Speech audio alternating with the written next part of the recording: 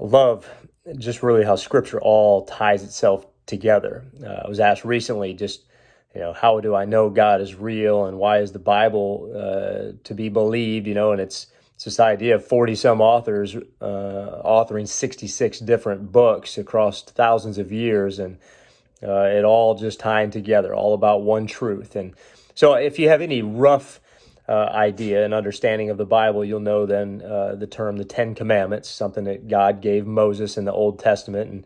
And number one commandment is just that we shall love the Lord our God, that we'll have no other gods before God, no other little g gods, right before the big G God. And then later on in the New Testament, you get this man who confronts Jesus about what is the most important commandment, he asks him.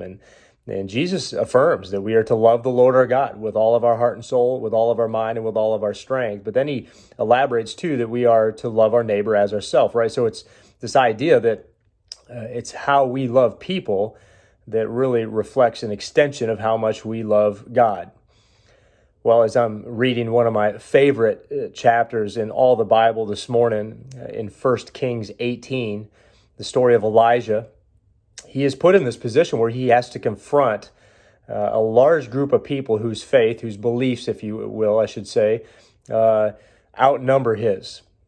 450 of these people against just Elijah all by himself. And I think as a Christian, I can sometimes relate to the feeling that my relationship with the Lord, my desire to walk and follow Jesus just feels like the minority in this world.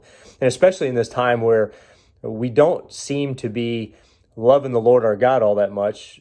And the perception I have in that is because of how little we seem to be loving each other, right?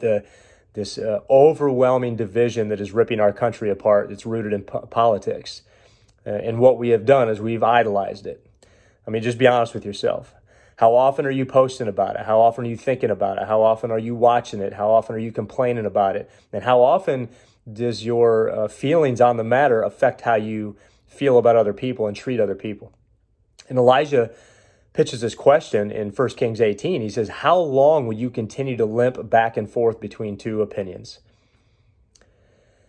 I think if we're honest with ourselves, that's a question that still applies today. We call ourselves Christian. We might check the box with where we go on Sunday, but the rest of the week is just riddled with examples of how much we limp back to this empty well that is political division. There's no hope there.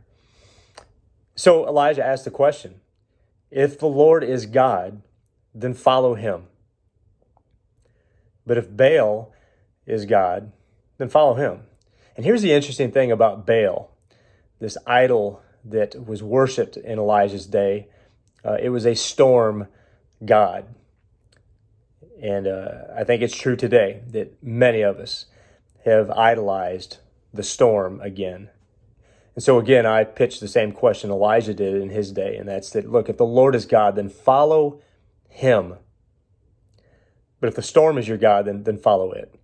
And if you read 1 Kings 18 today with me, you'll see that when laying before these two gods, your problem, your faith, only one can deliver on bringing you the hope that you desire.